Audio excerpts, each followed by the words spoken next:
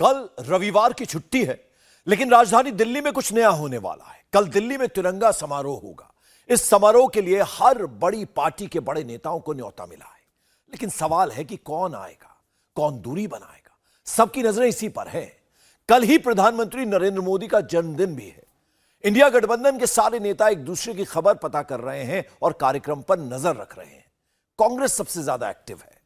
कांग्रेस के नेता इस कार्यक्रम में नहीं आएंगे, लेकिन प्रोग्राम में आने वाले हर चेहरे पर उसकी नजर है। सवाल है कि क्या सनातन विवाद के बाद डीएमके इस कार्यक्रम का बायकॉट करेगी? ममता बनर्जी क्या करेंगी? नीतीश कुमार प्रेजेंट होंगे या एब्सेंट?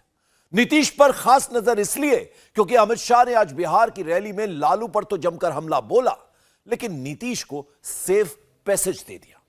शाह लालू पर गरम रहे और नीतीश पर नरम रहे। कांग्रेस वर्किंग कमेटी की भी आज बैठक हुई, लेकिन चर्चा सबसे ज्यादा नई दिल्ली में चल रही नई हवा की रही। कल क्या क्या हो सकता है, यह हम आपको आज ही बता देते हैं। इस रिपोर्ट में आपको पूरी खबर मिलेगी।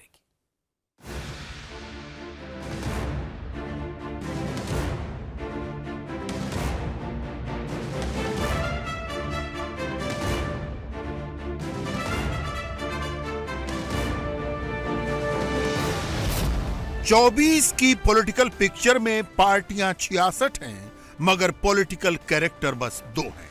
मोदी के पास देश की मॉरल अथॉरिटी है, राहुल एंटी मोदी मोर्चे की अथॉरिटी चाहते हैं। मुश्किल ये कि राहुल के पास कांग्रेस की ही मॉरल अथॉरिटी है या नहीं, ये एक बड़ा सवाल है। राहुल क्या करते हैं, राहुल क्या कहते हैं, राहुल क्या सोचते हैं, राहुल क्या समझते हैं? क्या कांग्रेस अंदर खाने उनसे पूरी तरह कन्विंस है? भारत जोड़ो यात्रा के बाद राहुल गांधी इंडिया अलायंस में एक्टिव हुए। इंडिया अलायंस अचानक सनातन के खिलाफ एक्टिव हो गया। चुनावी सूबों में कांग्रेस के सनातनी सीएम इससे खासे बेचैन हैं। इतने बेचैन कि चाहते ही नहीं कि उनके यहां इंडिया अलायंस की रैली हो। पहली रैली अक्टूबर में भोपाल में होनी थी। खबर है कि कमलनाथ ने रैली कराने से ही इनकार कर दिया है। सत्संग कराते कमलनाथ नहीं चाहते कि सनातनी हिंदू वाला तिलिस्म टूटे, बजरंग बली के भक्त वाली भावनाएं आहत हों, नर्मदा आरती से बनी आस्थावान हिंदू की छवि को धक्का लगे। छत्तीसगढ़ में सीएम भूपेश बघेल राम सर्किट बना रहे हैं। सनातन पर हमला राम सर्किट से बनता माहौल खराब करता है। दिक्कत राजस्थान के सीएम अशोक गहलोत को भी है। गहलोत जयपुर में गोविंद देव जी कॉरिडोर बनवा रहे हैं। पुराने देवस्थानों के जीर्णोद्धार के लिए 100 करोड़ का बजट दिया है। मगर राहुल गांधी हैं कि सनातन को मिल रहे हर चैलेंज पर चुप्पी साधे हैं। दक्षिण से शुरू हुआ हमला उत्तर तक पहुंच गया, मगर राहुल गांधी चुप हैं। हां, राहुल गांधी आने वाले विधानसभा चुनावों की प्लानिंग में जुटे हैं। हैदराबाद में सीडब्ल्यूसी की बैठक में प्लान हो रहा है। बंद कमरे के भीतर मीटिंग, नक्शा और सलाम हो रहा है। जब राहुल गांधी कांग्रेस की पूरी कैवेलरी के साथ बैठक के लिए जा रहे थे, अमित शाह बिहार में मोदी सरकार के कामकाज गिना रहे थे। झंझारपुर जैसे पिछड़े इलाके में लालू नीतीश के खिलाफ माहौल बना रहे थे। 2024 के लिए मैदान में सियासी समीकरण बिठा रहे थे। ये जो गठबंधन है, ये स्वार्थ का गठबंधन है। लालू जी अपने बेटे को मुख्यमंत्री बनाना चाहते हैं और नीतीश जी हर बार की तरह प्रधानमंत्री बनना चाहते हैं। नीतीश बाबू, आपकी दाल नहीं गलेगी।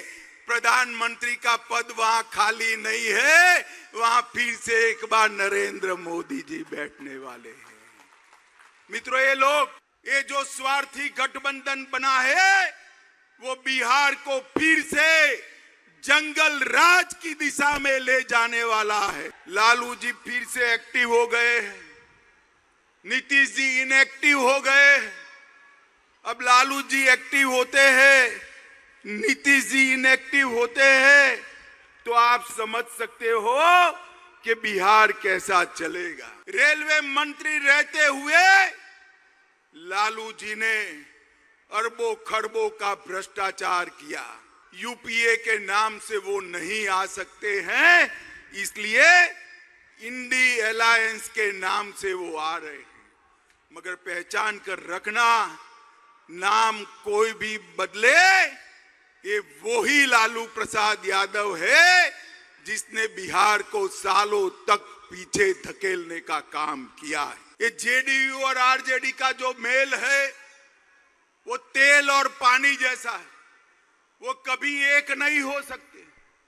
मैं नीतीश बाबू को कहने आया हूं, नीतीश बाबू, स्वार्थ कितना भी ऊपर हो, तेल और पानी एक नहीं हो सकते, और उसमें तेल को कुछ नहीं गंवाना है, तेल पानी को मैला कर देता है, मैला कर देता है, मान कर चलना।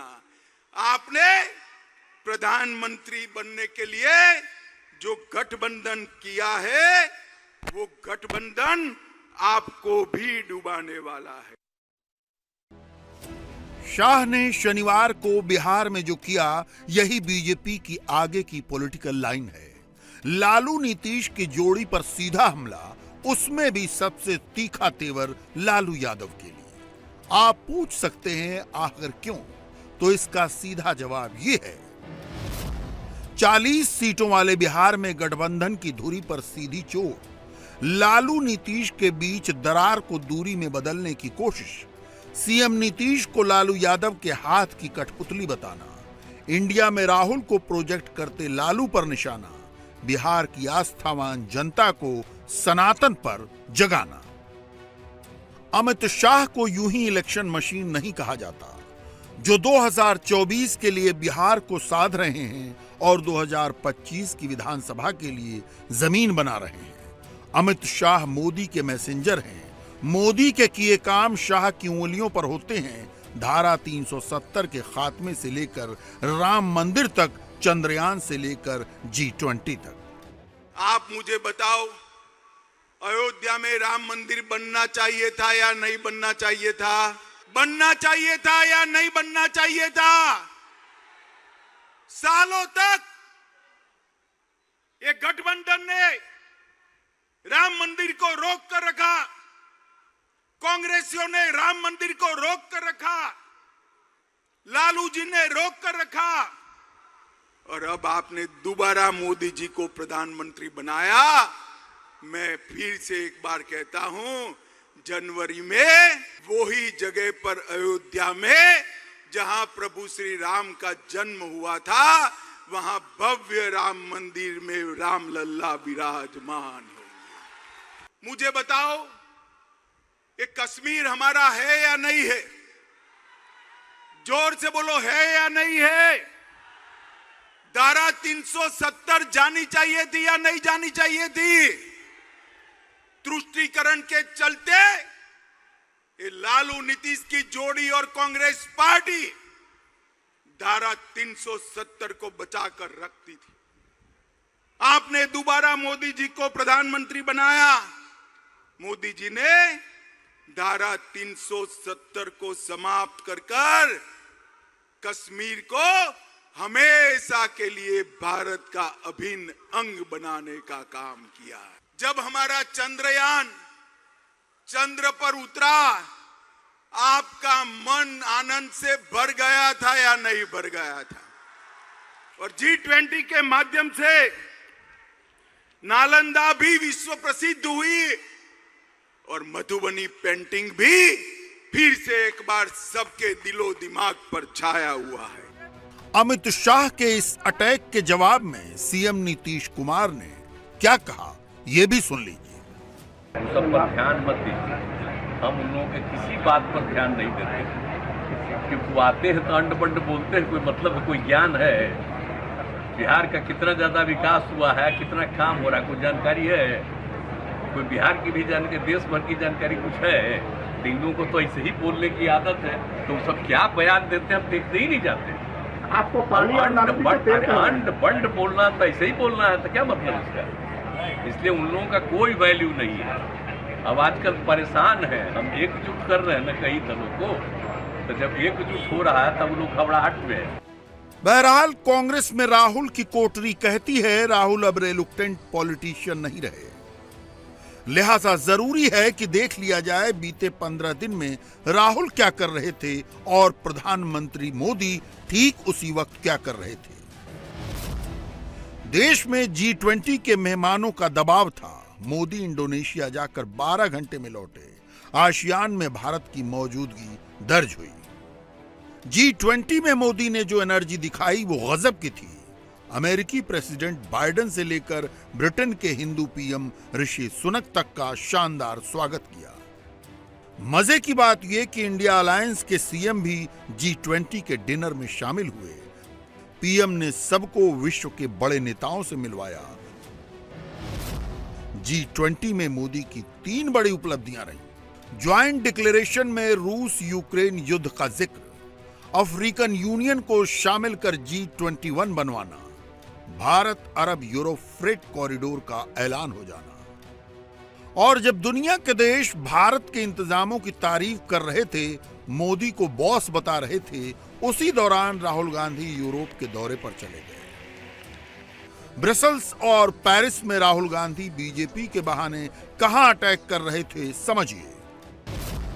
देश की संवैधानिक संस्थाएं कमजोर की जा रही हैं। इंडिया अलायंस के डर से देश का नाम बदलने की साजिश हो रही है। देश की सत्ताधारी पार्टी हिंदू सांप्रदायिकता को हवा दे रही है। इससे पहले राहुल गांधी लद्दाख के दौरे पर भी गए थे। मोटरसाइकिल चलाकर राहुल अपनी माचो मैन की छवि वहां भी स्टैब्लिश कराए। मगर राहुल गांधी ने वहां जो कहा उसका लब्बो-लुआब ये था। चीन ने भारत की हजारों किलोमीटर जमीन छीन ली है।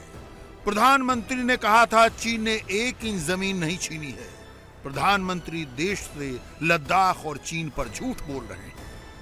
लद्दाख एक रणनीतिक जगह है।